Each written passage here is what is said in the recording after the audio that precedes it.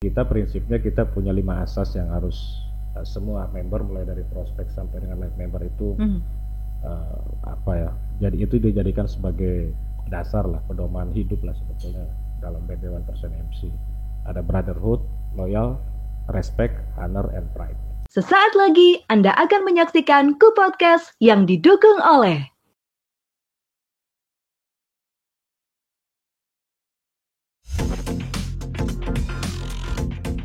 Ku Podcastkan ceritamu. Halo kawanku podcast, kita berjumpa lagi untuk edisi kali ini dalam podcast spesial. Kenapa? Karena ruangan kita baru ya Ella. Saya juga baru tampilannya dengan jaket jeans yang sudah menunjukkan begitu bahwa kita bakal ngomongin soal apa ya hari ini. Tapi anyways, hari ini kita akan bicara soal bagaimana menjadi seorang bikers yang keren gitu ya, cool gitu, coolnya luar dalam ya, bukan hanya di luar aja tapi di dalam. Selain itu juga, selain seorang bikers juga hadir bersama dengan saya saat ini juga seorang pernah profesor gitu ya, dosen juga, kalau mau dibilang akademisi, tapi juga punya hobi selain menjadi anak motor ya, motorcycle club gitu, juga punya hobi mural, seni. Nah ini kita bakal nanya-nanya nih, karena ternyata tidak sendiri juga, karena kakak saya yang satu ini juga membuat teman ya. Langsung aja kita kenalan sama kakak Yopi dan juga kakak Mario. Halo. Halo. Pasti baik toh, dipun kabar toh. Kabar baik. Senang sekali karena bisa hadir bersama dengan saya Rani di sini di Ku Podcast. Pasti waktunya sibuk tapi meluangkan waktu bersama dengan kita di sini. Sibuk nggak sih Kak Yopi? Ya, menyibukkan diri. Menyibukkan diri. Kak Mario juga nih sibuk. Jauh-jauh dari mana Kak datang ke Kupang? Dari Semarang. Dari Semarang ya. Aduh, wong Semarang nih ya datang ke sini, luar biasa. Nah, kalau seandainya kawan lihat nih vest yang dipakai begitu, penampilannya nih luar biasa, anak motor bingit sih. Anak motor banget. Dan memang iya nih, Kak Yopi sama Kak Mario adalah anggota dari Brotherhood BB 1% MC. Nah, buat kalian yang mungkin tahu atau pernah dengar sebelumnya, viral banget begitu ya, dan orang-orang tim anggota di dalamnya juga bukan orang-orang biasa. Seperti Kak Yopi sama Kak Mario ini bukan orang biasa. Ya udah, kita akan langsung ngobrol aja sama Kak Yopi sama Kak Mario.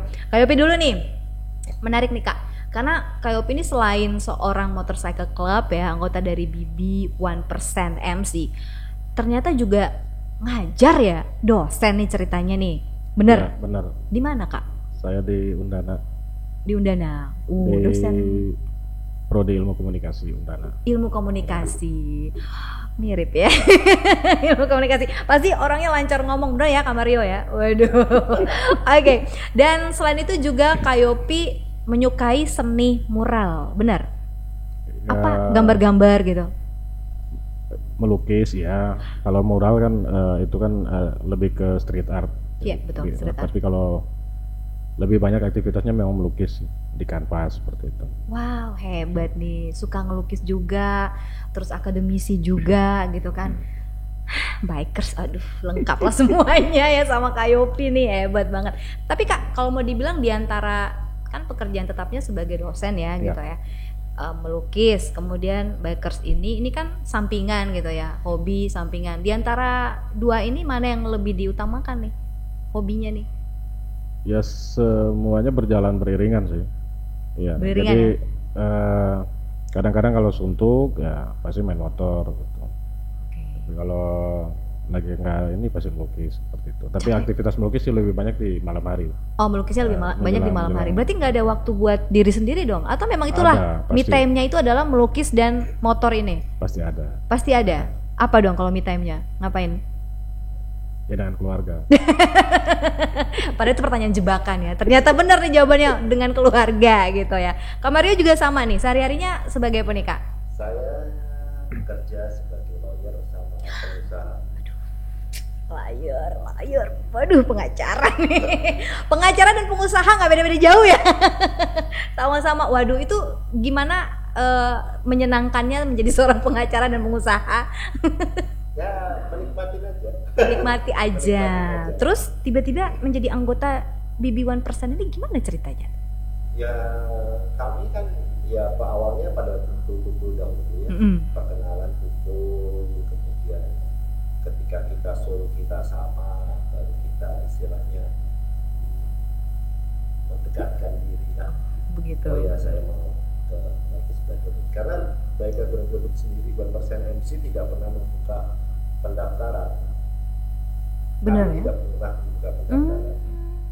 Baik. Ini menarik untuk nanti kita telusuri lagi tentang BB1% MC ini ya. Tapi kita akan kembali sebelum kita ke situ, kita tanya-tanya dulu nih sama anggota-anggotanya ini dari latar belakang yang seperti apa begitu ya. Kalau Kak Yopi udah jelas nih. Tertarik sama BB ini kenapa Kak? Maksudnya ada apa? Memang Kakak jiwanya jiwa pencinta motor gitu. Kalau BB1% MC ini kan kalau kita menyebutnya Motherland.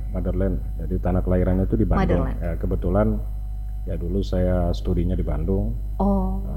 Terus awal-awal lihat wah ini asik nih. Ada komunitas motor-motor tua gitu. Ya, sama seperti yang tadi Mas Mario bilang ya, awalnya memang kita cari informasi lah. Ini komunitas apa, kemudian sering ngumpulnya di mana. Kalau di Bandung kan dulu lebih sering di Braga. Kemudian ya saya waktu itu punya CB lah, main-main saja dulu sebetulnya. Kemudian dalam sering berjalannya waktu, ya seperti tadi Mas Mario bilang ya, kita BB1% MC tidak pernah buka pendaftaran. Jadi sampai pada satu titik kita merasa nyaman, soalnya dapat.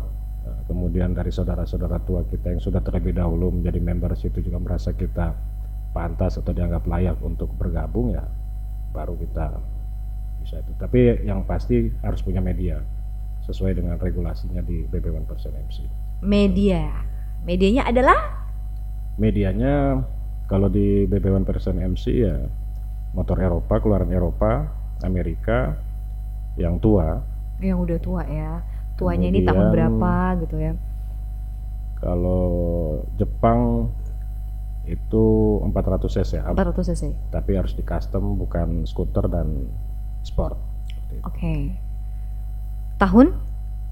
Tahunnya harus dibawa berapa? Harus dibawa tahun 2000-an. Kalau sekarang kalau dulu zaman saya ya 90-an ke bawah, tapi kalau sekarang udah bergeser sedikit lah. 2000-an ke bawah. Oh iya, mungkin karena sudah sulit sekali ya menemukan motor-motor klasik, motor tua yang tahun 90-an ke bawah ya. Jadi makin naik tahun, makin naik juga nih persyaratan tahun dari kendaraan atau medianya itu ya. Kalau Kak Mario memang punya motor klasik? Punya ya? Punya. Apa? Kebetulan saya pakai BSA tahun 52. Udah dimodif, udah di custom? Belum. Asli original. Keren ya. Walaupun saya harus nanti googling ya cari itu. Wah, itu dapat dari mana? Ya, kita hunting ya komunitas itu. Saling hunting nih, bantu gitu ngasih info juga ya komunitas ini.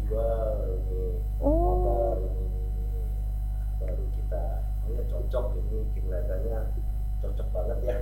Buat kita ya kita pakai. Cocok-cocokan juga ya, karena begini, kalau mau dibilang hunting kan banyak tuh ya motor-motor klasik ya, tapi kan kembali ke selera ya, seleranya Kak Mario ternyata itu, makanya akhirnya memilih itu. Sampai sekarang masih aman, awet. Kapan ambilnya tuh, belinya? Sekitar kalau BSA saya yang 52 ini sekitar 3 tahun yang lalu. 3 tahun yang lalu. Cuma ya awet lah itu, terbukti di bawah riding dari Semarang ke sini. Nah itu kita akan bahas juga nih, ada touring nih loh dari Semarang ke sini nanti bakal ke Semarang juga. Menggunakan motor klasik bisa terbayangkan ya begitu ya, dengan CC yang kalau mau dibilang ya berhenti minum air sejenak dulu nanti baru lanjut. Kalau Kak Yopi punya yang mana? Kak Yopi punya? Kalau saya sama brandnya sama Mas Mario BSA. Tapi saya tahun 39. Tahun berapa? 39. 39 berarti lebih tua dong ya? 39. Dapat di mana tuh? Dapat di Waingapu. Di Waingapu. Ya. Itu siapa punya nih? Bye-bye Opo-opo punya Sulama. Cerita yang punyanya itu dulu miliknya pastor, seorang biarawan dari Sumba Barat, kemudian pakai motor itu sampai di Sumba Timur, mogok. Kemudian si pastor itu bilang coba pesan lah, saya titip di sini, nanti sewaktu-waktu akan saya ambil. Sampai dengan saya dapatkan motor itu 2016, pastor itu ya juga mobil sudah meninggal, motornya tidak diambil lagi. 2016 ya kalau Kak Yopi. Kalau Kak Mario tadi baru 3 tahun yang lalu ya. Waduh, itu perawatan motor tua itu kan pasti nggak gampang ya Kak Yopi ya, Kak Mario ya. Mulai dari onderdilnya gitu kan, itu kan cari udah susah ya, bukan gampang. Karena makanya harganya juga pasti, harganya kemarin dapatnya gimana, berapaan? Ayo. Rahasia. Kamarnya mau buka-bukaan nggak harganya? Nggak juga. Aduh, harga masih rahasia. Tapi kalau mau dibilang untuk harga sendiri nih motor klasik itu ya tergolong gimana gitu? Di atas rata-rata nggak gitu? Ya kalau itu mungkin Mas Mario lah. Karena basicnya pengusaha. Oh iya benar-benar. Lebih tahu soal pasaran. Oh tahu pasaran. Ini sengaja nih melempar nih ya, karena nggak mau jawab jujur nih. Ya kira-kira berapaan tuh harganya? Masih ya gimana lah, menabung berapa tahun lah gitu. Ya sekitar di atas, kalau yang kita punya ini yang di merek atas 100. Di atas 100 apa nih?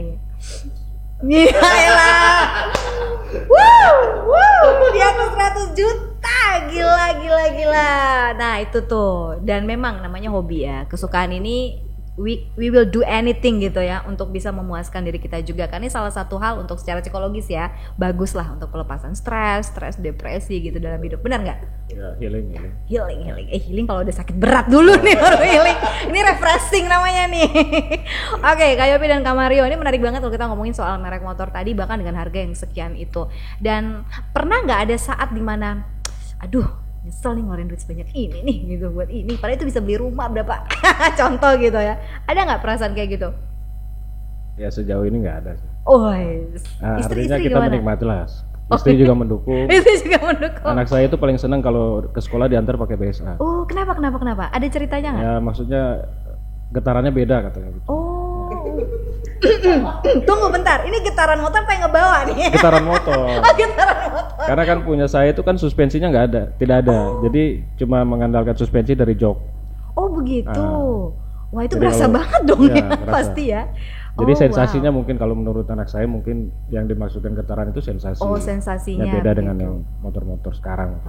Tapi itu dirawatnya kayak gimana? Ekstra nggak dirawat ekstra nggak? Ya kalau yang penting, kalau istilah di kita tuh yang penting jangan jorok lah. Bersih terus. Bersih oli, kemudian Rajin, ganti rajin. oli. Ya dicek lah. Oke, baik. Kalau mesti pakai. Waduh, menarik sekali ya. Ternyata anak-anaknya juga pada hobi begitu ya sama motornya papanya. Itu kalau dari Kak Yopi nih, ke Kak Mario lagi nih. Kalau Kak Mario gimana nih? Anak-anaknya nih, dua cowoknya. Ya masih belum mengikutin sih. Belum ngikutin ya? Belum ngikutin. Oh begitu. Motor enggak, tapi tadi dengerin katanya ada yang suka mobil. Ya, mobil tua dia Mobil tua ya. suka. Merek yang mana tuh biasa kalau anaknya? Kebetulan kita punya Toyota Crown Oh, tua ya. dimodif. Bener? Ori Masih juga. ori sih. Keren ya. Hobinya juga, tapi bedanya papanya motor biar anaknya mobil gitu ya. Harus satu tingkat di atas papa dong. Oh gitu. Terus yang berikutnya nggak ada Yang minat? kecil Belum. nggak ada minat sama sekali. Oh iya nggak ada ya. Otomotif. Lebih ke teknologi gitu ya. Waduh, hebat nih. Oke, itu sepintas tentang keluarga ya, dimana mereka juga mensupport ya keinginan dan hobi dari Kak Yopi dan juga Kak Mario untuk motor klasik ini. Yang membedakan gitu, kita langsung ngomongin ke Brotherhood nih ya, untuk BB 1% MC. Tapi sebelum itu saya juga penasaran dengan 1% MC ini, why dan kenapa ada 1%-nya gitu kan? Kak Yopi nih, kenapa tuh Kak? Ayo, awas jangan salah, nanti pemimpinnya ada Kang Uci nanti. Sebetulnya kalau 1%, kalau kita googling saja ya 1% misalnya, itu kan sebetulnya konsep itu awalnya sebetulnya dipakai oleh motoris-motoris yang sifatnya outlaw lah. Kemudian dalam perkembangannya, tapi kalau diadopsi di kita di BB 1% MC Indonesia lebih pada bagaimana kemudian kita ya, BB 1% ini dianalogikan sebagai 1% dari seluruh warga negara Indonesia yang kemudian punya kepedulian, punya keinginan, passion atau bakti untuk negeri, seperti itu sih. Jadi sebetulnya konteks yang sebelumnya kalau kakak misalnya googling itu pasti selalu kalau bicara 1% itu berhubungan dengan hal-hal yang ilegal lah. Tetapi kemudian di Indonesia paradigma itu yang kemudian kita balikan, bahwa kita sebagian kecil dari seluruh warga negara Indonesia walaupun hanya 1%, kita punya kepedulian untuk berbakti terhadap negeri. Oh, setuju. MC-nya itu apa tuh? Motorcycle ya, berarti Brotherhood 1% motorcycle, tapi yang positifnya 1% itu positif sebenarnya. Bagaimana kita mau memberikan 1%-nya kita untuk membangun negeri, berarti kayak gitu ya, membangun Indonesia ini untuk hal yang baik ya. Wah, itu mah keren ya berarti. Nah, apa aja udah dibangun? Ya maksudnya kan otomatis berhubungan dengan programnya juga dari BB 1% ini yang menunjukkan 1%-nya itu gitu. Ya, kita punya program implementasinya ada Brotherhood for Nature, kemudian Brotherhood for Education, Brotherhood for Children Care, kemudian Brotherhood for Rescue and Disaster, kemudian Brotherhood for Faith, seperti itu. Nah, kalau di Kupang ya tentunya ya dimanapun lah, seperti saudara-saudara juga ada Mas Mario di Central Java, tentunya kita berjalan juga pasti menggandeng stakeholder yang lain gitu.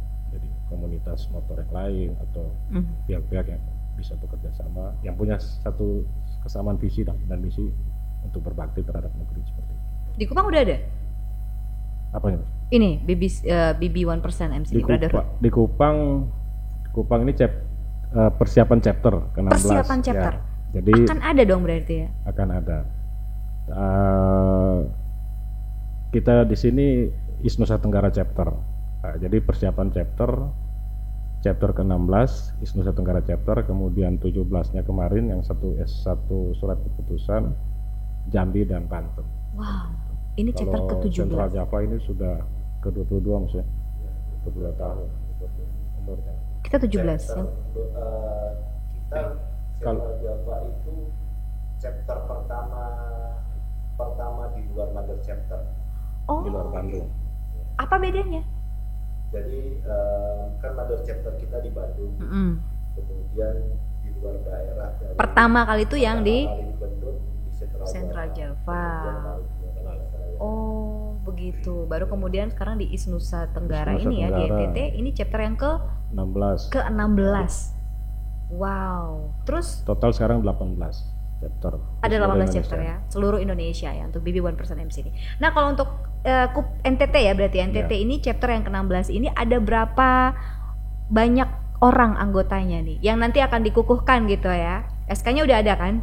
Ya sudah. Kalau sekarang ada 7 orang. 7 orang, 6 prospek, 1 virgin dan 8 orang maaf. 6 orang prospek, 1 orang virgin member dan 1 live member. Nah ini penting untuk diketahui juga tingkatan-tingkatan ya, level ada prospek, ada virgin dan ada live member ini maksudnya apa begitu. Jadi buat mungkin yang penasaran karena baru 8 ya. Mungkin saja setelah ini ada lagi yang mau bergabung gitu kan ya. Jadi biar dikasih tahu dengan jelas nih. Kak Yopi. Jadi kalau di BB 1% MC ada tahapan. Jadi sebelum seperti saya dan Mas Mario ini kita live member, sebelum sampai pada tahapan itu tahapan pertama biasanya di kita disebutnya prospek member. Kemudian di tahapan kedua itu ada virgin member, dan kalau sudah melewati tahapan itu dengan berbagai macam penilaian sesuai dengan regulasi yang berlaku di BB 1% MC baru kita dianggap layak untuk masuk menjadi live member seperti itu. Layak atau tidak layaknya naik tingkat itu dari penilaiannya dari mana nih Kak Yopi? Ada banyak hal sebetulnya, tapi kalau di kita prinsipnya kita punya 5 asas yang harus semua member mulai dari prospek sampai dengan live member itu jadi itu dijadikan sebagai dasar lah, pedoman hidup lah sebetulnya dalam BB 1% MC. Ada brotherhood, loyal, respect, honor, and pride. Brotherhood, loyal, respect, honor dan pride. Wow, keren banget ya, gila, elegan banget tuh asas-asas ya. Mengalahkan 5 dasar Pancasila ya. Asas sebagai warga negara pasti 5. Iya, harus 5 ya, disesuaikan ya warga negara Indonesia, begitu ya. Wah, keren. Tagline-nya ada nggak tagline? Kalau Pancasila kan Bhinneka Tunggal Ika tuh. Kalau brotherhood? Kalau brotherhood ya bakti untuk negeri. Bakti untuk negeri. Brotherhood ya kita biasa 1%. Oh, 1% bakti untuk negeri. Keren ya. Yuk sama-sama ngomong yuk. nanti di akhir ya belum. Oh gitu, itu persyaratannya apa tuh kalau kita mau bergabung nih menjadi member? Yang pasti karena seperti yang tadi Mas Mario sampaikan ya kita tidak buka kan tidak buka pendaftaran tuh. Tidak ada rekrutmen, open rekrutmen. Gitu. siapapun sebetulnya di tahapan awal yang mau punya kesamaan visi misi yang seperti yang tadi kita punya program-program itu, ya mau jalan bareng walaupun belum ada media yang sesuai regulasi silakan. Tapi kalau dalam perjalanan katakanlah merasa klop, nyaman, kemudian ya tentu regulasi terkait media harus dipenuhi. Baru kemudian kita lakukan satu inisiasi untuk masuk keluarga prospek seperti itu. Berarti ada kemudahan gitu ya, maksudnya memang pada akhirnya harus wajib ada media nih. Wajib, tapi untuk ya. sementara kalau mau gabung boleh nih. Silakan. Gabung tuh maksudnya kayak gimana? Silakannya apakah ikut nimbrung kek atau cari-cari tahu nih mau kemana ketemuan atau tempat ngumpulnya di mana gitu ya Kak Yopi? Tidak masalah ya. Boleh kita Boleh, datang boleh. gitu. Walaupun memang Kak Bita kayaknya tertarik nih untuk bergabung nih kayak gitu. Terus oh ya udah yuk ikut, maksudnya ikut dalam arti ini kalau kita punya kegiatan yuk datang begitu ya. Bisa. Tapi pada akhirnya tetap harus punya media, harus gitu untuk masuk ke prospek. Ya. Oh, waduh. Siapin tuh 100 Jadi juta. kalau di kita biasanya kita ada yang seperti itu ketemu orang Kupang bilang ya main-main satu. Main dulu di Mabes begitu ya. Mari main-main dulu. Nah, ini 8 orang ini dari mana? Apa NTT ada di Satu di yang Virgin member itu di Labuan Bajo. Kemudian satu prospek member itu di Waingapu, selebihnya di Kupang. Oh, satu Labuan Bajo, Satu di Waingapu, satu di Bagus, selebihnya di Kupang ya. Yang live membernya itu? saya di Kupang. Wow, ini saya juga lihat face-nya juga ada perbedaan ya gitu. Coba bisa ditunjukkan Kak Yopi, ada tengkorak-tengkoraknya ini yang saya jadi takut begitu ya untuk bergabung dengan BB1% MC nih. Terus kalau punya Kak Mario tuh ada tulisan live member ya. Itu jabatan ya. Enggak, live member ya kita sama-sama. Apa tuh? Live member. Oh iya, live member. Udah naik tingkat gitu kan jadi live member. Sudah member full. Oke. Selamanya kan. Selamanya. Wes. Nah, kalau Kak Yopi kenapa itu beda sendiri tuh? Vanguard. Vanguard. Ya ini kalau Vanguard ini untuk orang-orang yang diberikan kewenangan untuk chapter-chapter rintisan. Captain ya, pemimpin jadi, chapter ya. Gitu. Ya, untuk chapter rintisan. Kalau sudah jadi chapter kita mengenal vice president. Belum jadi vice ya? Belum. Karena Nanti ini masih masih rintisan chapter. Rintisan ya, rintisan chapter itu. Tapi udah ada SK untuk jadi chapter tuh. Chapter rintisan. Oh, Ya. masih beda lagi ya. Ya. Bagaimana sampai dia bisa menghilangkan rintisan itu menjadi sebuah chapter? Jadi ada lagi persyaratannya? menuju ke full chapter, kita butuh 5 orang live member. Oh, karena baru satu Baru ya. satu. Aduh, kapan ya yang lainnya ngejar jadi live member, gue jadi chapter biasa jadi vice president gitu kan.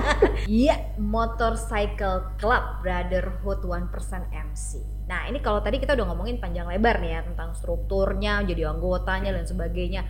Kalau kita bicara tentang sekuat apa sih Brotherhood ini? Kan Brotherhood berarti kan saudara nih ya ceritanya nih.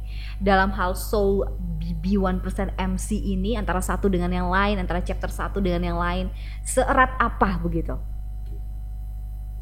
Kalau kita terbiasa menyebutnya bukan teman, Oh, apa dong? saudara.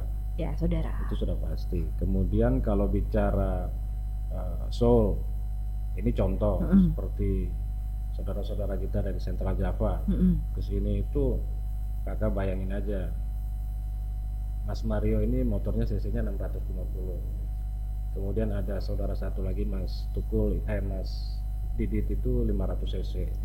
Ada saudara kita satu lagi itu pakai 50 cc.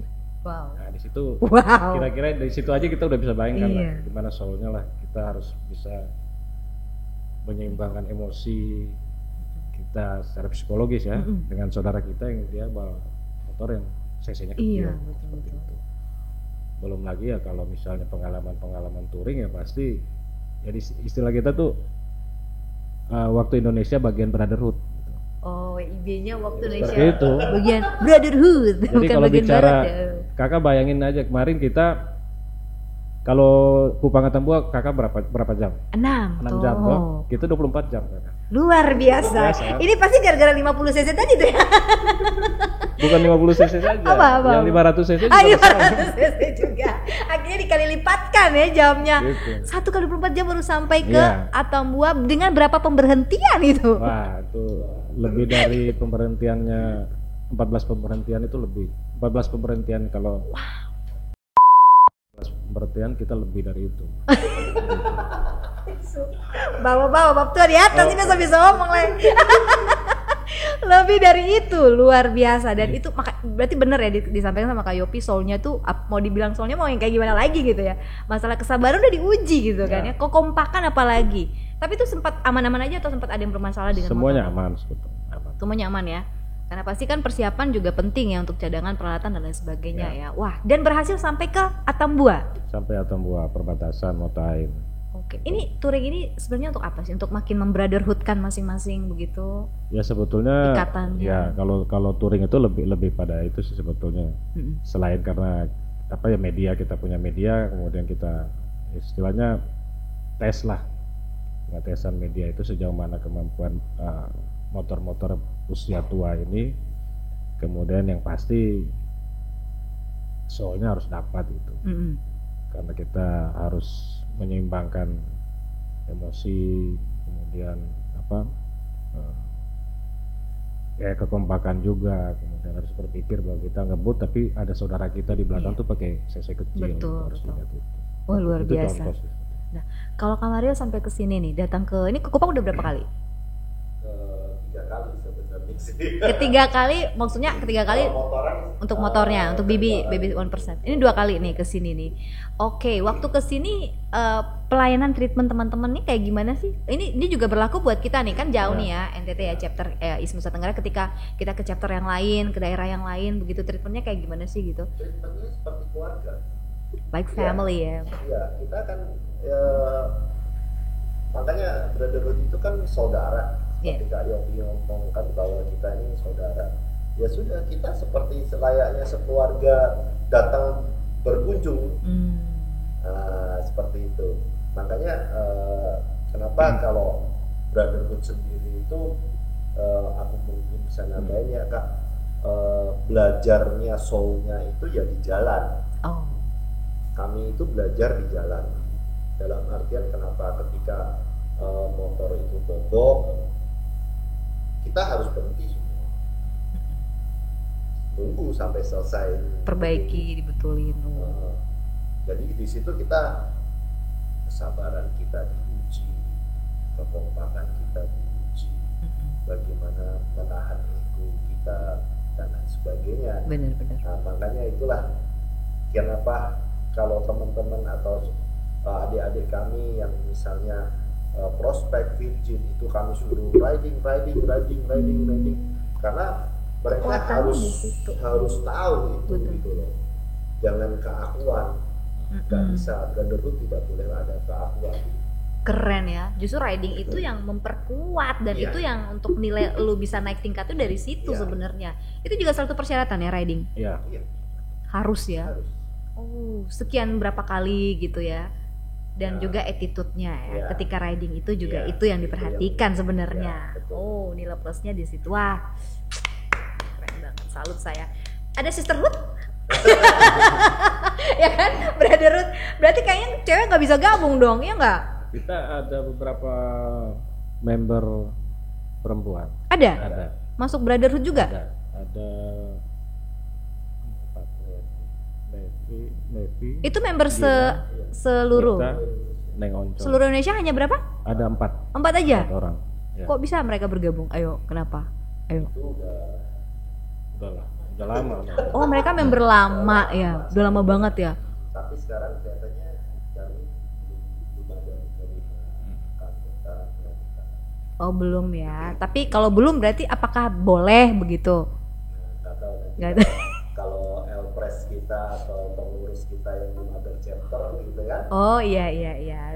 Kebijakan lagi ya. Kebijakan dari pimpinannya, chapter masing-masing gimana gitu kan pengajuannya. Oke, karena kalau brotherhood kan aku langsung berpikir kayak gitu. Berarti kita nanti sama 4 orang itu mungkin kita bangun sisterhood aja gitu nextnya ya. Oke. Wah, keren. Ada nggak filosofi yang mungkin juga bisa diterapkan dalam kehidupan sehari-hari yang didapat dari brotherhood ini? Ada nggak? Yang pasti persaudaraan ya. Itu sudah pasti. Guyup, kemudian kita lebih menghargai karena status atau strata ya, hierarki yang terbangun itu, sehingga seperti yang tadi Mas Maria bilang ya, lu mau dari latar belakang manapun, lu masuk di prospek, lu tahu bahwa ini ada lu punya kakak gitu di Virgin, dari Virgin juga ini ada lu punya kakak di member, seperti itu. Artinya lepaskanlah keakuan kita, kemudian mau dari latar belakang manapun kita cair di situ sebetulnya.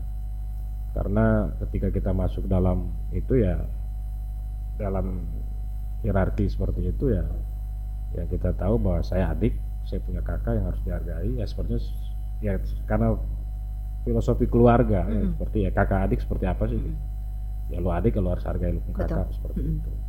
Kemudian kita juga pasti menghargai saudara-saudara tua kita lah, seperti itu, yang kita anggap sebagai orang tua di PB One Person MC, seperti itu. Ada kasus tidak yang menyebabkan anggota itu dikeluarkan gitu? Dan apakah gampang untuk mengeluarkan anggota brother ketika dia sudah menjadi live member ya, contohnya nih? Apakah gampang atau harus keputusan seperti yang namanya pusat ya, gubernur kan, tapi kan harus presiden yang memutuskan, contohnya kayak gitu tuh. Apakah ada kasus kayak gitu yang pernah terjadi di BB One Person? Sejauh ini karena sifatnya keluarga ya, jadi semua masih bisa diselesaikan lah secara kekeluargaan, seperti itu. Selama kita masih bisa membentuk, masih bisa memperbaiki saudara kita dengan kesalahan-kesalahan seperti itu ya, kita support seperti itu. Wah, keren banget. Jadi penerapan 1%-nya juga bukan hanya untuk orang luar ya, tapi di dalam brotherhood sendiri ya, itu juga diterapkan ya untuk hal yang positif dan membangun. Itu yang paling penting. Kalau dilihat dari attitude, apakah ada hal yang berubah nih? Mungkin dulu sebelum bergabung dan sekarang bergabung tuh kayaknya ada yang berubah dan itu hal yang baik begitu. Ada. Dari Kak Mario dulu nih. Kita kasih contoh lah. Boleh. Kita punya satu prospek gitu ya, di Sentral Jawa. Itu dia selama ini dengan orang tuanya tidak ada respect, tidak ada attitude-nya, ya udah bicara kasar. Ketika masuk ke kami diajarin untuk ya kakak saya dengan kakak Yopi, biar di kakaknya saya menghormati. Nah itu kan harus ada, diajarin. Nah, jangan diasumsikan bahwa kami misalnya dia itu kita peleng dulu, itu namanya apa? Kita tidak, karena kita sayang di situ. Kita memang mengajarnya agak keras, tapi disitulah kita ingin membentuk dia. Akhirnya dia menangis pada saat itu. Menangis, kenapa orang tua saya tidak bisa mendidik seperti ini? Dan akhirnya orang tuanya datang ke kami, terima kasih ya, tolong jaga anak saya. Itu ada terjadi sampai itu. Keren. Nah, hal-hal semacam inilah yang harusnya memang apa yang ada di dalam brotherhood sendiri ini bisa diaplikasikan keluar. Keren. Seperti itu dalam kehidupan sehari-hari kita itu bisa. Iya. Tapi bukan kekerasannya ya, maksudnya itu kan bagian dari mengajar itu, mengajar untuk menjadi baik begitu. Betul. Bukan kita melihat. Iya, bukan dilihat dari itunya, tetapi hasilnya. Betul. Hasilnya bahwa akhirnya dia mau berubah begitu. Itu yang penting. Itu yang penting untuk diambil nilai plusnya. Kalau Kak Yopi pengalaman seperti itu ada? Ya kakak tahu sendiri lah anak Kupang seperti apa betul, lah. jangan tanya lete kepala batu satu. Ya artinya pengalaman seperti yang saudara-saudara Sentral Java di sini juga ada seperti itu. Tapi ya tentunya treatmentnya mungkin kita orang Kupang sedikit beda lah.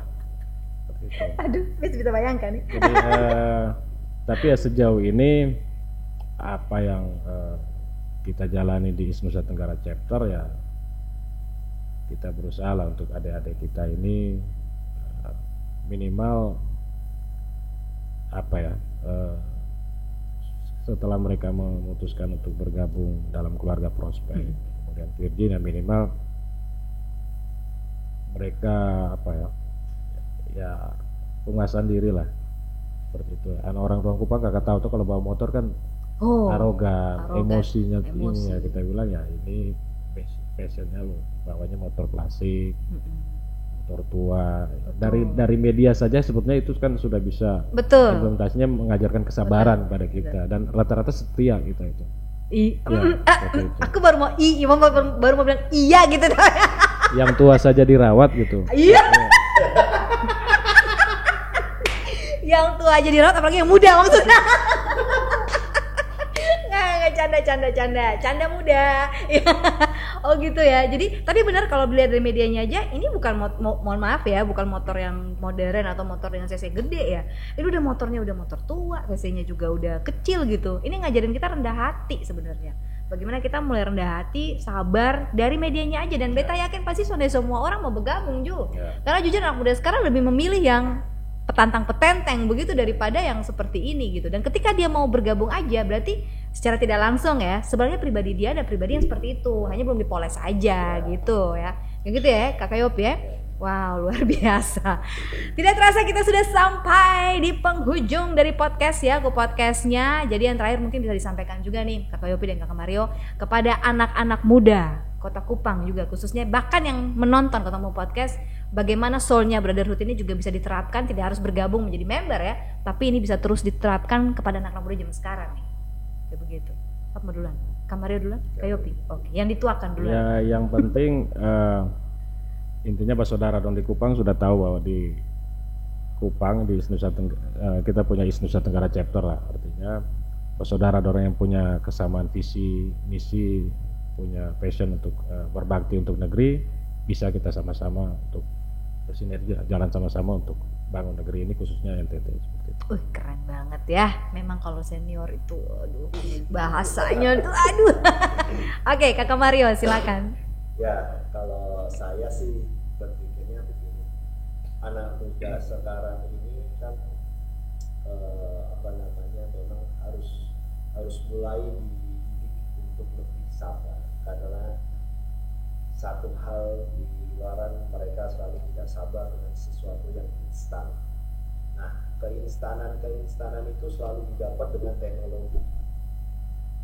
Makanya kenapa kita pakai motor tua dari media kami, udah itu mogok mau starter aja sudah kita berkeringat, istilahnya begitu, nggak nyala-nyala lagi kan ya. Nah, jadi kita sabar untuk itu. Nah, ayolah kita belajar bahwa negara ini bukan bahwa kita berbicara bakti untuk negeri ya, bahwa negara ini membutuhkan orang-orang juga yang sabar, tidak mudah sumbu pendek. Nah, itu tidak boleh karena terpancing. kita berbeda dari segi mungkin di Timor, di Sentral, di Bandung itu punya budaya yang berbeda-beda. Setuju, benar. Dan kita di sini diajak untuk menghargai budaya-budaya itu. Keren banget ya. Semua budaya yang berbeda bersatu di Brotherhood begitu ya. Bakti untuk negeri 1%. Wih gila. Oke, yang terakhir kita akan mulai dengan yel-yel untuk menutup podcast kita. Hafal yel-yelnya? Ajarin saya dong. Gimana yel-yelnya? Kalau saya bilang Brotherhood, kakak mereka bilang 1%, kita sama-sama bakti untuk negeri. Oke, siap. Kita akan tutup dengan semuanya, kita lihat kamera yang di tengah. Iya. Siap. Brotherhood 1% bakti untuk negeri. Ulang satu kali. Ulang satu kali. Oke. Siap. Brotherhood 1% bakti untuk negeri. Sampai jumpa.